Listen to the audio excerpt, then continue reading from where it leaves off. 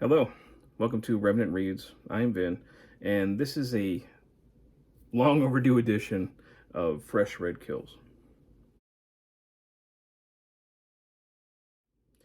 So, Fresh Red Kills is where I talk about the books that I'm reading and that I have recently read. Now, I have not done one of these since July. And the reason for that is because in August we began our first month of Book Trek, the 5-month mission to read Star Trek fiction from August until December. And I decided for Book Trek, I would just make individual videos on the books that I was reading. So anything that I read for Book Trek just got its own video. I didn't do it as kind of a hodgepodge Fresh Red Kills video. The other thing that I was reading that month was the landmark Herodotus, which I finished at the beginning of this month. And I decided that I would just want to make one video at the end for this one instead of kind of go piecemeal and make a bunch of individual videos. So this month I do plan to make a separate video for this. So this is one of the things that I read that I finished earlier this month. I have been reading still for Book Trek. This month we are reading TNG, so The Next Generation. And so far I did finish Invasion, The Soldiers of Fear, Book 2 in the Invasion series, which I did film a separate video for. So I won't be talking about that on this one. I have also finished within the past 2 weeks another Star Trek book, and that's Star Trek Picard, The Last Best Hope. And once again, because this is a Book Trek book, I will be making a separate video on this. So I do have a few things that I will be able to talk about. I am currently reading Rebecca by Daphne du Maurier with some great booktubers. It's myself and Michael K. Vaughan and Mark over at Book Time with Elvis. We have a Voxer group, and we've been going back and forth talking about this. As I record this, I have about 50 pages left, so I'm almost done with this. So I'll talk about this more in depth on the next installment that I do of Fresh Red Kills, which might be next weekend or the weekend after, depending on how much time I get. So, with all that said, the things that I finished reading that I can talk about, this is the first one. The Day the World Came to Town, 9/11 in Gander, Newfoundland, by Jim Defede, I think is how it's pronounced. This is a pretty well-known book, published in 2002, so the year after 9/11. Now, I had not read before any 9/11 books. I had read plenty of articles on 9/11, of course, online every year. I do try to remember vividly that day as much as possible, and I do talk about it with my students, and we do kind of a oral history assignment where they talk to adults about their memories of that day and how they think that it changed the nation, because we look at, in the very, very beginning of the year, historical evidence and also historical change. So how do events change society? So we kind of look at it with our own. And it also gives them a direct connection to history, because they talk to people who are old enough to remember this day. So it's a reminder that history is not some far-off thing. It's something that's very tangible and emotional and right in front of your face. And they get a sense of how much the world is different that they were born into than I was born into, especially when it comes to flying and everything.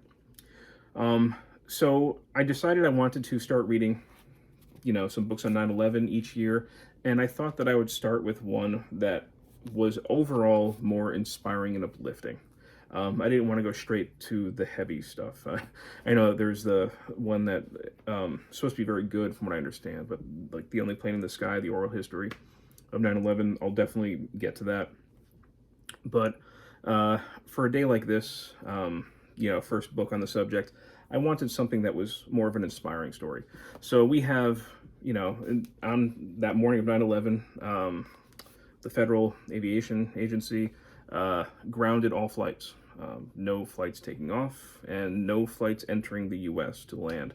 So you had dozens of flights that were coming from Europe that had to land in Gander, Newfoundland, a place that used to see a lot of air traffic but hadn't in a very, very long time.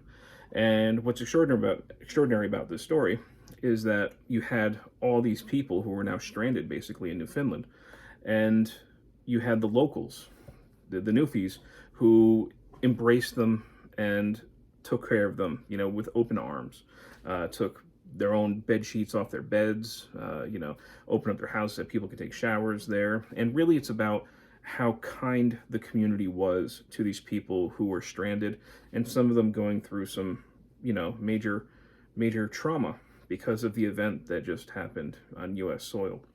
And I enjoyed this. It's very light. It was a very quick read. I pretty much read over a long weekend. It doesn't take very long to get through it.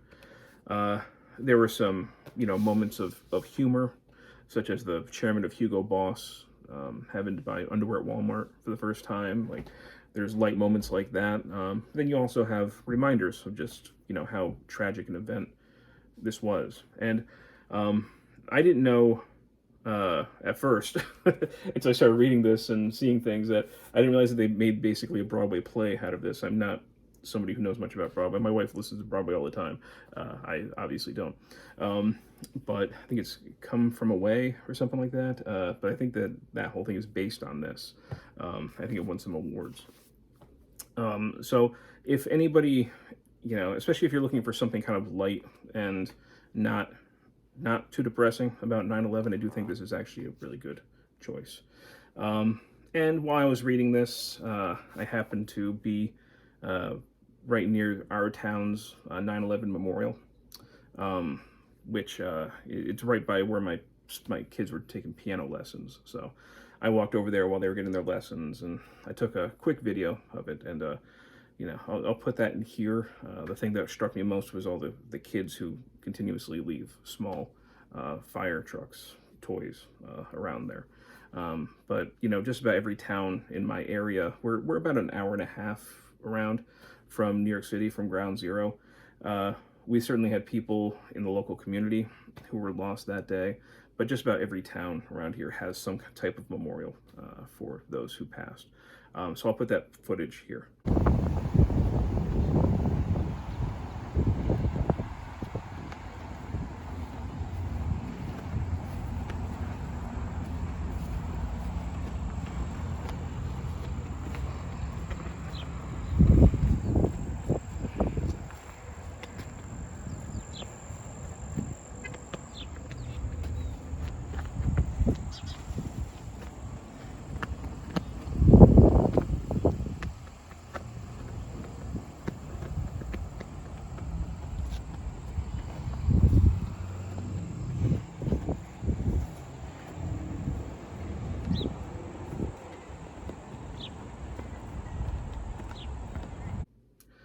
And the other thing that I just recently finished, I couldn't help myself. I didn't quite follow along with what Steve Donoghue and Mayberry Bookclub, their reading schedule. They are hosting the read-along of this. It was originally 4 issues. This is of course, the collection. So they were piecing it out over 4 weeks, and I probably went through it really quickly. You know, within less than 4 hours, just kind of picking it up and putting it back down again. But this is Kingdom Come by Mark Waid and Alex Ross. I believe this originally came out in the mid-90s. Alex Ross is his artwork is extraordinary. Always loved his stuff, and this is very good. This is really good. This takes place. This is an Elseworld story. So this does not take place within the official continuity of DC Comics, and this is an older set. Superman, Batman, they're all really of retirement age. Most of them white-haired, and they've kind of gone under, at least Superman has, and some of the other big ones, they've kind of gone away for about 10 years, feeling that, you know, humanity maybe didn't want them.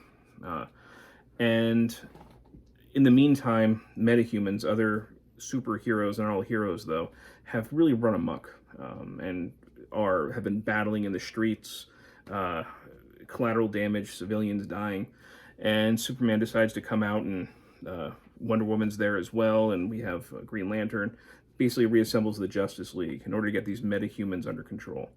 And there's a certain dichotomy that ends up being created between humans and superhumans and gods and mortals, and there's a lot of religious illusion, and you know, ultimately who should inherit the earth. And we see Superman dealing with some moral quandaries, and I really enjoyed it. I thought it was very good, very well written. There are some nice Easter eggs, some of which I caught, and some of which, you know, I'm thankful to watching things like Steve Donoghue's videos, who knows the DC world way better than I do. So catching little nods that are inside the images that I maybe didn't get. But I did get a joke at the end about about Power Girl, so I was happy I got that joke.